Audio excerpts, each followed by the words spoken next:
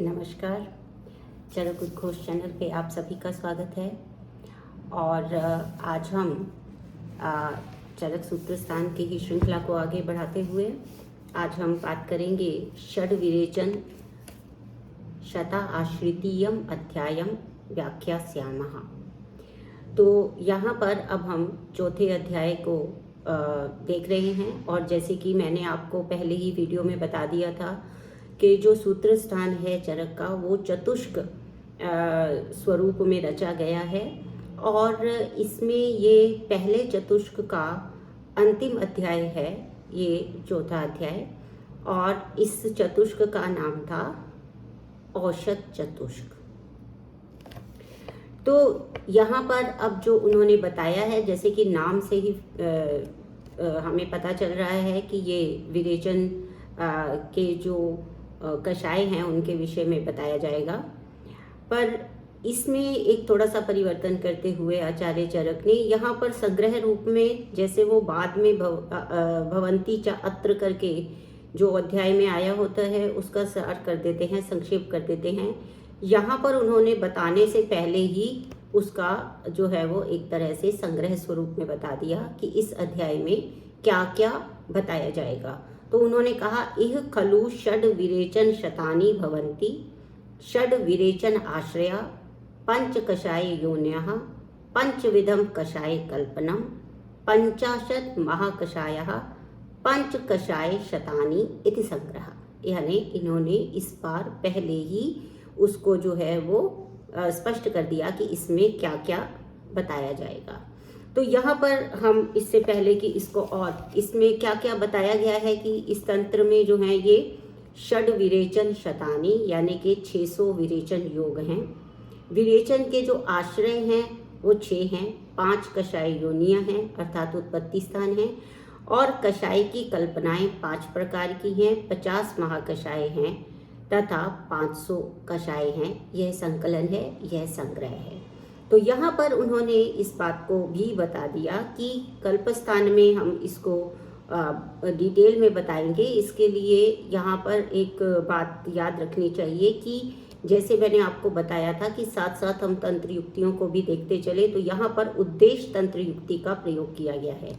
उद्देश्य का अर्थ होता है छोटे में, क्योंकि उद्देश्य मात्रम एताव द्रष्टव्यम इह षट्शतम स्वबुद्ध्यैवं सहस्राणि कोटिर्वा संप्रकल्पयेत। ऐसा कल्पस्थान अध्याय 12 में कहा गया कि जितने भी कल्पनाएं भी कही गई हैं या कषाय भी कहे गए हैं ये उद्देश्य के लिए है, यानी कि ये संक्षेप को बताने के लिए है। और अपनी बुद्धि की कल्पना से आप सहस्राणी यानी कि हजारों योग बना सकते हैं, उसके लिए छूट दी गई है। ये सिर्फ जो है वो आपको एक गाइडेंस देने के लिए कि ये इस तरीके से बनाए जा सकते हैं, इसलिए ये यहाँ पर रखा गया है। और इसके साथ ही इस विषय को भी स्पष्ट कर लेना चाहिए कि विरेचन में यहाँ पर दोनों ही शब्दों को, जो वमन और विरेचन दोनों की ही विरेचन संज्ञा की गई है। इसे भी कल्पस्थान में बिल्कुल क्लियरली कहा उभयम व दोष मल विरेचनाद विरेचन शब्दम लभते कल्पस्थान अध्याय 1। इसका अर्थ क्या हुआ कि क्योंकि दोनों ही मल और दोष को शरीर से ईरियन यानी कि बाहर निकाल देते हैं, इसीलिए वमन और विरेचन दोनों की विरेचन संज्ञा यहाँ पर दी गई है। अब इसके बाद वो ये कह रहे हैं कि पहले हमने कहा कि अंतः परिमार्जन के लिए अपामार्ग तंडुल्य और फिर बहि परिमार्जन के लिए आरगवद आदि अध्याय ये हमने बता दिया। तो फिर अब यहाँ पर फिर से कषायों का जो वर्णन है वो क्यों किया गया है?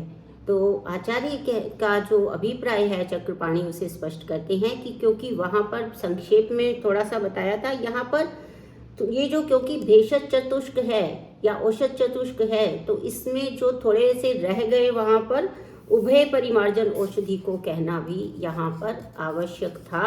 इसीलिए षड विरेचन शता आश्रित्य को यहाँ पर कहा गया है।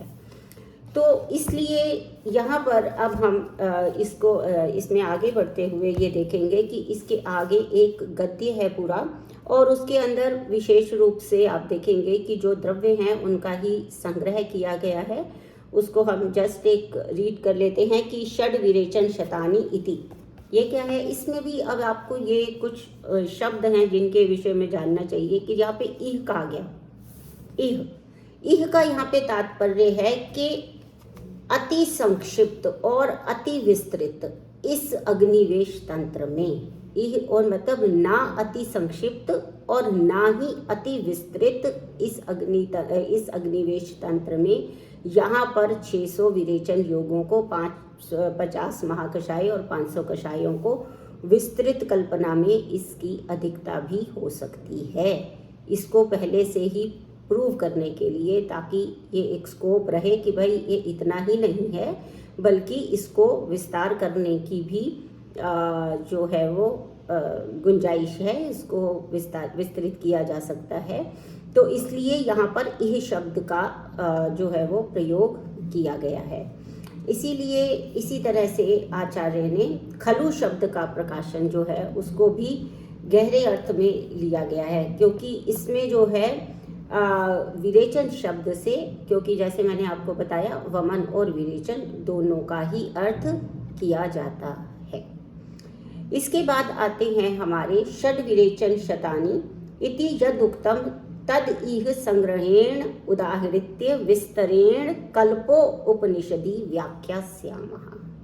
देखिए यहाँ पर उन्होंने स्पष्ट रूप से ये कहा कि संग्रहेण यानी कि संक्षिप्त रूप में ये कहा जा रहा है, लेकिन इसका विस्तार कहाँ कहा जाएगा? संक्षेप में कह दिया ना कि 600 जो है वो विरेचन योग कहे गए हैं। यहाँ ये संक्षेप में कहकर विस्तार से जो है इसका वर्णन कहाँ करेंगे? कल्पस्थान में कहेंगे। लेकिन यहाँ पे आप देखेंगे कि किसी भी कोई भी शब्द, जो मैं पहले भी आपको बता चुकी हूँ, कोई भी शब्द जो है वो उसका प्रयोग अगर आचार्य चरक करते हैं तो वो बिना बात के नहीं करते हैं। ये सबसे इम्पॉर्टेंट बात है समझने की कि बिना बात के नहीं किया गया। उन्होंने क्या कहा है कि भाई ये जो ये कहाँ कहा जाएगा? कल्पो उपनिषद में।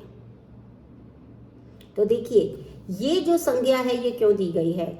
उपनिषद किसको कहते थे? कि जो वेदों के अंदर जो ज्ञान है उसका जो रहस्य उद्घाटन है, ठीक है ना, वेदों में अत्यंत उपयुक्त जो होता था, जो सबसे सार भाग जिसको जानना अनिवार्य है, जो बिल्कुल बहुत ही मैंडेटरी जिसको हम बोलते हैं, वो जब जो वो वेदों का वो पार्ट जो कि मैंडेटरीली हमको जानना चाहिए, उसका जो रहस्य है, उसके जो तथ्य हैं, उसका जो दर्शन है, वो जहाँ पर बताया जाता है वो उपनिषद कहलाते हैं। तो यहाँ पर वो क्या कह रहे हैं कि कल्पनाओं का भी जो रहस्य है, यानी कि किस किस तरीके से ये उपयुक्त होंगे, वमन और विरेचन में किस प्रकार से ये द्रव्य उपयुक्त होंगे, इसको बताने का विशेष रूप से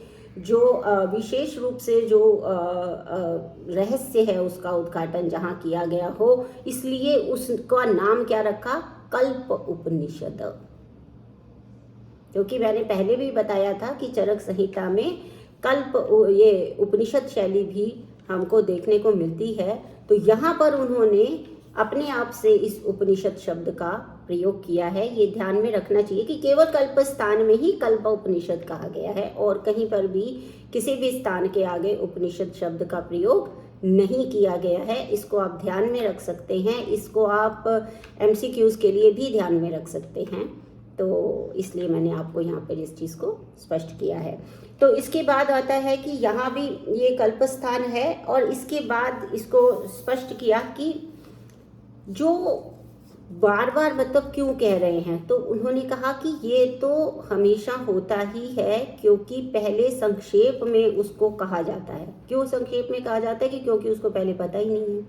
अब आप ये देखेंगे कि जब आप फर्स्ट ईयर में नए नए ज्वाइन होते हैं आयुर्वेद में, तो आपको जो है वो जो आयुर्वेद अवतरण में जिन नामों को बताया जाता है कि ये सबसे पहले ब्रह्मा के पास था, फिर दक्ष प्रजापति के पास आया, फिर अश्विनी कुमारों के पास आया, फिर इंद्र के पास आया, तो उस समय जो है ये नाम ही आपको थोड़ा सा ऐसे लगता है कि अरे यार ये कौन कौन से नाम हमको याद करने पड़ रहे हैं। और चलो अवतरण के नाम तो ठीक है, जब वो जो इन शिष्यों के नाम आ जाते हैं कि अग्निवेश, भेल, हारी, तुषार पाणी, ये जब नाम आ जाते हैं तो ये नाम ही अपने आप में बड़े मुश्किल से लगते हैं, है कि नहीं। और वात पित्त कफ के बारे में तो कुछ पता ही नहीं होता है।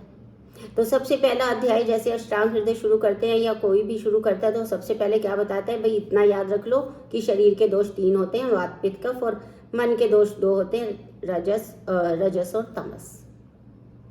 जबकि मन के गुण 3 होते हैं, सात्विक, राजसिक, तामसिक, लेकिन दोष जिनके कारण उत्पन्न होता है वो रजस और तमस होते हैं।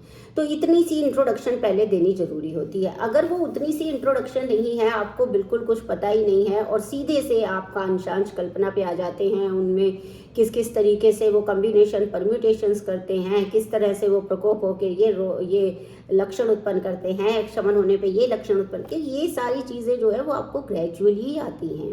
क्योंकि जब तक आपको संक्षेप में कोई बात समझ में नहीं आती है तब तक आप उसका विस्तार कैसे समझेंगे। और ये सूत्र स्थान है, सूत्र स्थान का अर्थ ही यही है कि सूत्रों में, संक्षेप में आपको वो सारा जो आपको आगे चल के जो जिन चीज़ों का विस्तार चाहिए वो आगे चल के आपको मिलेगा। लेकिन सबसे पहले अगर हम किसी व्यक्ति से भी मिलते हैं तो सबसे पहले हम क्या पूछते हैं कि आपका नाम क्या है। सबसे पहले नाम पूछते हैं ना, ये तो नहीं पूछते कि भाई अच्छा आपने तो इतने सारे ये किया था वो किया था। तो यहाँ से तो कोई इंट्रोडक्शन स्टार्ट नहीं होती।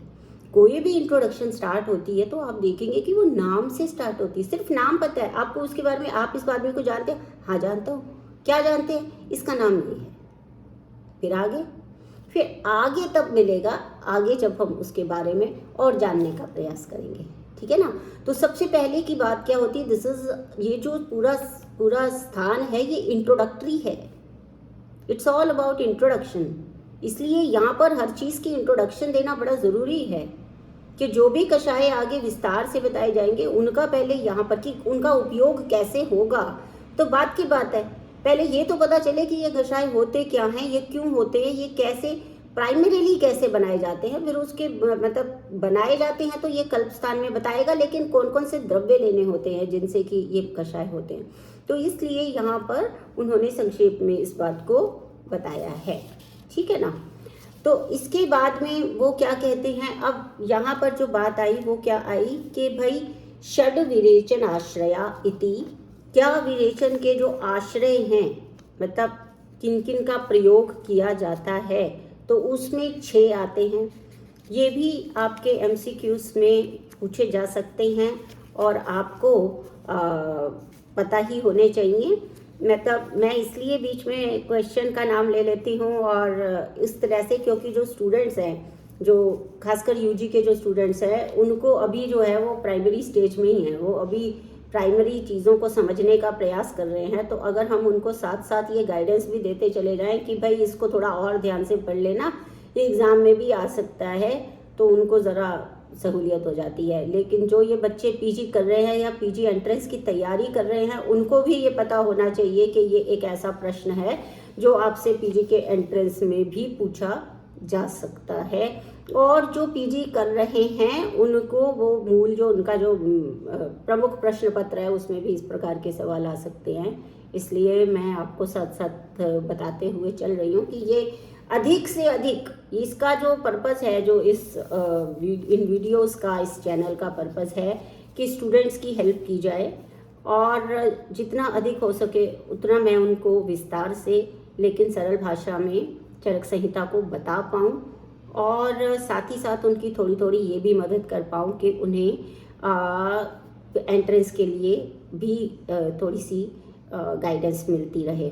तो मेरा अनुरोध है कि आप सीक्वेंस से, क्रम से इस चैनल को सुनते रहिए और मैं ईश्वर को से प्रार्थना करती हूँ कि ये कहीं ना कहीं आपको लाभ करे। लेकिन लाभ तभी हो सकता है जब आपका प्रयास मेरे प्रयास में मिले, क्योंकि स्टूडेंट और टीचर का सबसे बड़े जो रिलेशनशिप की बात है कि ये टू वे रिलेशनशिप है, it is not at all one way relationship.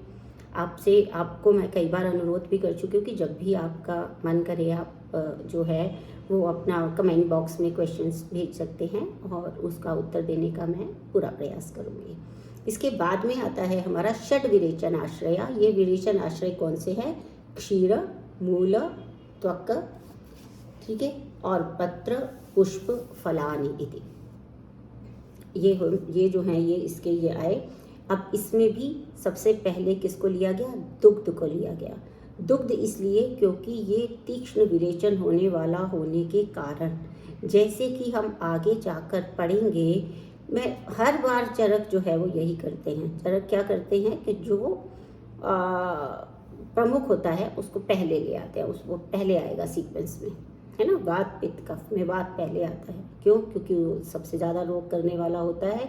उसके ऊपर पित्त और कफ की और सारे जो हमारे शरीर में जितनी भी गति हो रही है वो सारी की सारी वात के ऊपर डिपेंड करती है। इसलिए वात बड़ा ही प्रमुख दोष है। तो जब सीक्वेंस की बात आती है, क्रम की बात आती है, तो दोषों को हमेशा वात पित्त कफ इस क्रम में रखा जाता है, क्योंकि ये अकॉर्डिंग टू इम्पोर्टेंस है, मतलब सापेक्ष। ऐसा नहीं कि ये ही इम्पॉर्टेंट है और बाकी दो दोष इम्पॉर्टेंट नहीं है, क्योंकि हमारे शरीर के लिए तीनों ही दोष जो हैं जब प्राकृत अवस्था में होते हैं तो धारण का काम करते हैं। तीनों ही दोष अपनी अपनी जगह पे महत्वपूर्ण है, वो नहीं कह रही हूँ। लेकिन जो ज़्यादा तीक्ष्ण प्रभाव वाला होता है, जिसका प्रभाव ज़्यादा फैला हुआ होता है, उसको पहले लेने की इस प्रकार से चरक संहिता में शैली है और आयुर्वेद में ही एक तरह से शैली है। तो इसमें दुग्ध को पहले लिया गया। जैसे तीक्ष्ण विरेचन द्रव्यों में जो बेस्ट बताया गया है वो क्या बताया गया है? सुही क्षीर। तो वहाँ पर भी क्षीर को आया है, ठीक है। और इसी से जैसे अब यहाँ पर ये षड विरेचन आश्रया इति करके इन्होंने यहाँ पर बोल दिया, तो वो कहते हैं कि ऐसे तेल इत्यादि भी हो सकते हैं। जैसे कल्पस्थान में कहेंगे, जैसे कल्पस्थान में कहेंगे जिसमें पुष्प ना आए हों, ऐसे नवीन पत्तों से हम इसको दूध में पकाकर विरेचन कर देते हैं। यद्यपि ये जो एरंड तेल वगैरह होते हैं इनका भी जो है वो प्रयोग होता है। यहाँ पर सिर्फ क्षीर दिया गया है, तो वो कह रहे हैं कि कल्पनाकार इसमें उन विरेचन द्रव्यों को ले रहे हैं जिनका कि कषाय बनाया जा सकता है। इसलिए तेलों का निषेध नहीं है, पर यहाँ पर जिनसे कषाय बन सकता है, क्वाथ बन सकता है, उसकी बात हो रही है। इसलिए तेल को यहाँ पे नहीं लिया गया है। अब यहाँ पर आगे जो आती हैं वो आते हैं कषाय योनियाँ। कषाय योनियाँ यानी कि कौन से, कहाँ से वो उत्पन्न होते हैं कषाय। तो हमें मालूम है कि जो छह रस हैं उनमें से 5 इसमें कषाय योनि बताई। जैसे इति मधुर कषायो, अम्ल कषायः, कटु कषायः, तिक्त कषायः, कषाये कषायश्च इति तंत्रे संज्ञा। ये जो शब्द लास्ट में आया है तंत्रे संज्ञा, इसको हम 2 तंत्र युक्तियों से कहते हैं। मतलब एक तो तंत्र युक्ति है और एक समय है। 2 प्रकार से इसको देखा जाता है। एक तंत्र युक्ति होती है स्वसंज्ञा। स्वसंज्ञा, स्वसंज्ञा का अर्थ ये होता है कि जिसको कि आप जब आप कोई भी रिसर्च कर रहे होते हैं तो आप उसमें एक चीज़ लेते हैं जिसको कहते हैं ऑपरेशनल डेफिनेशन। ऑपरेशनल डेफिनेशन का मतलब होता है कि मैंने इस तरीके से अपनी रिसर्च के लिए, अपने काम के लिए, या जो भी काम मैं यहाँ प्रेजेंट करने जा रहा हूँ, या जो भी मेरा प्रिंसिपल है, उसके अकॉर्डिंगली मैंने इस सब्जेक्ट को इस तरीके से लिया है। तो जब वो तंत्र स्पेसिफिक हो जाता है, जब तंत्र स्पेसिफिक हो जाता है, वो परतंत्र की बात नहीं कर रहा, वो अपने तंत्र यानी किसी चरक संहिता की बात कर रहे हैं। तो केवल अपने तंत्र में, मेरे तंत्र में ये 5 योनियाँ होती हैं कषाय से कषाय तक लेकर, और इसके अंदर जो 6 रस हैं उनमें से एक लवण को छोड़कर बाकी सारी कषाय योनियाँ बताई गई हैं। ये है तंत्रे संज्ञा, यानी कि क्या है? स्वसंज्ञा का ये उदाहरण है। और स्वतंत्र समय का भी ये उदाहरण है। हम जैसे कि पदार्थ विज्ञान में आपने पढ़ा होगा और इसमें भी आप आगे चल के पढ़ेंगे कि जो समय होते हैं वो उसमें से एक होता है आध्यात्मिक समय, एक होता है आयुर्वेदिक समय, एक याज्ञिक समय होता है। तो जो आयुर्वेदिक समय होता है उसमें ही ये स्वतंत्र समय ये भी आता है, क्योंकि स्वतंत्र यानी हमने जो है स्वतंत्र रूप से केवल अपने सिद्धांत के हिसाब से केवल ये माना है और लवण को नहीं माना है। यहाँ पे इस बात को वो उन्होंने स्वयं ही तंत्र संज्ञा करके बता दिया है। तो ये बात भी आपको MCQs में पूछी जा सकती है कि कहाँ पर स्व संज्ञा या तंत्र संज्ञा शब्द का प्रयोग चरक संहिता ने किया है, किस कंटेक्स्ट में किया है, आपको पता होना चाहिए, आपको याद होना चाहिए, ठीक है ना। तो यहाँ पर इन्होंने पंचकषाय योनियाँ बता दी। इसमें क्या किया कि मधुर रस को यहाँ पर उन्होंने छोड़ दिया है। अब मधुर रस को क्यों छोड़ा है? क्योंकि यहाँ पर क्या है कि जो बाकी रस होते हैं, ऐसा नहीं है कि लवण का प्रयोग नहीं किया गया, लवण के प्रयोग किए गए हैं। द्वौ आदौ लवणानि च, इस तरह से जो है चिकित्सा स्थान में प्रयोग किया गया है। लेकिन वो कह रहे हैं कि यहाँ पर जब हम किस कषाय की बात कर रहे हैं ना, तो वहाँ पे क्या है कि लवण अपने आप में कोई विशेषता उत्पन्न नहीं करता। हम कोई भी कल्पना करते हैं ना, यहाँ पे कल्पना के हिसाब से बात हो रही है।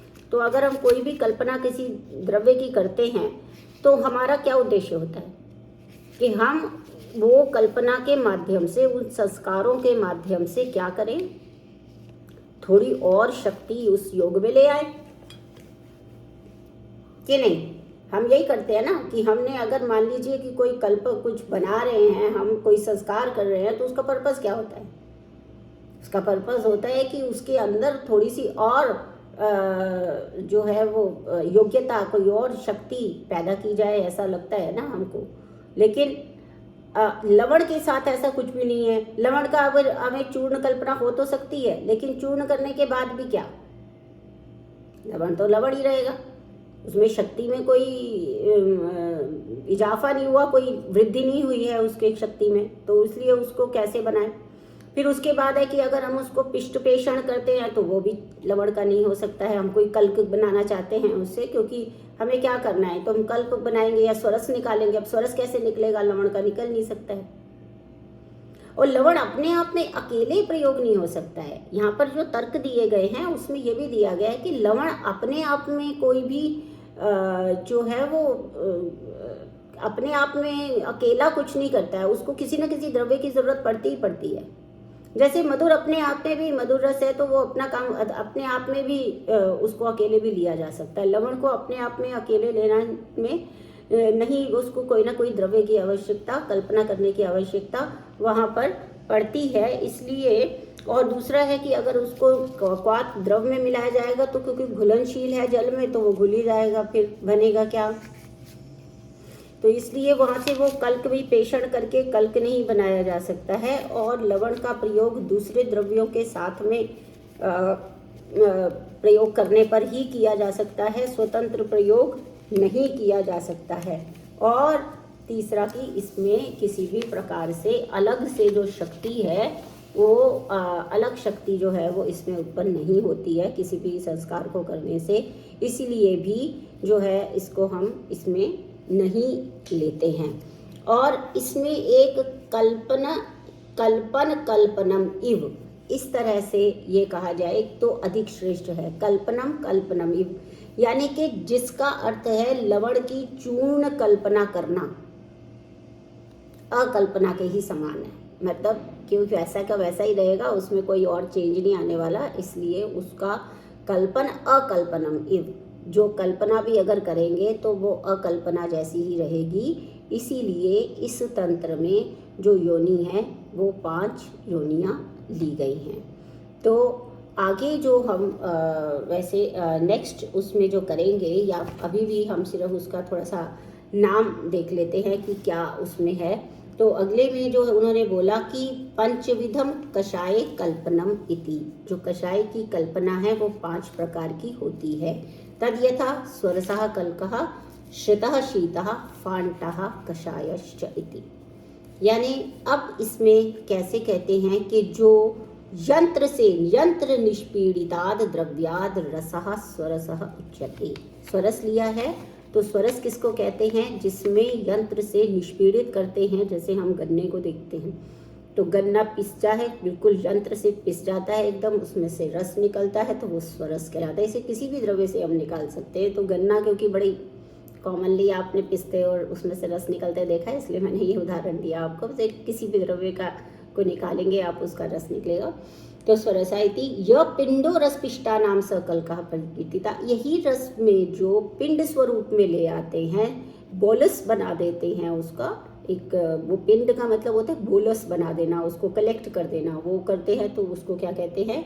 कल्क कहते हैं। और जब वहनो तो क्वथितम द्रव्यम श्रितम आयु चिकित्सका, और श्रित चीता है ना, कल्कः श्रितः शीतः, तो श्रित क्या कहलाता है कि जिसमें वहनो तो वहनी यानी कि अग्नि, अग्नि में जो क्वाथ बनाया जाता है, क्वाथ द्रव्य जो होता है अग्नि में बनाकर जो हमको मिलता है काढ़ा, उसको हम श्रित कहते हैं। यानी अग्नि में उसको बॉईल करते हैं। बॉईल करने से क्या होगा कि उसके जो उसका मूल तत्व है, एक्टिव इंग्रेडिएंट है, काम करने वाला तत्व है, वो उस जल में आ जाता है और फिर उसको पिया जाता है। तो ये जब वहनो तु क्वथितम द्रव्यम है, यानी कि अग्नि से जब उसको क्वथित किया जाता है, बॉईल किया जाता है और उसके बाद निकाला जाता है, तो वो कहलाता है श्रित। और द्रव्याद आपोथिता तोये प्रतपते निशि संस्थितान, यानी कि द्रव्याद आपोथिता तोये, जब द्रव्य को उसमें जल में रख दिया जाता है, तोये यानी जल में रख दिया जाता है, और पूरी रात भर उसको जो है उसी के अंदर आपोथित उसी में रखा जाता है और फिर उसको मसल के निकाल लेते हैं। तो ये क्या कहलाता है? कषायो यो अभिनिर्याति सशीता समुदाहिता।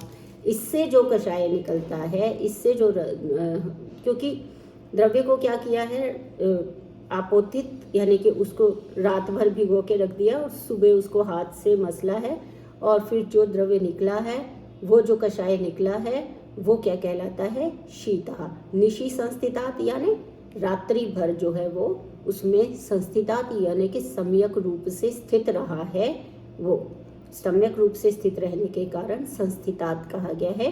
तो स्थित रहा, रात भर रहा, सुबह हमने उसको मसल के निकाल लिया, तो वो हिम कहलाता है। और क्षिप्तो उष्ण तोये मृतम तत्फांटम परिकीर्तितम, और अगर यही जो है वो उष्ण द्रव्य में हमने भिगो दिया और फिर उसमें से उसको आपोथित करके यानी कि मसल के निकाल लिया है, तो वो फांट कहलाता है। तो ये जो डेफिनेशंस है, इसकी डेफिनेशन बहुत ही इम्पॉर्टेंट है कि स्वरस किसको कहते हैं, और फिर कल्क किसको कहते हैं, श्रुत किसको कहते हैं, शीत किसको कहते हैं, और फांट किसको कहते हैं, ये यहाँ पर इन्होंने बता दिया। और उसके बाद क्या बता रहे हैं? तेषाम यथापूर्वम बलाधिक्यम।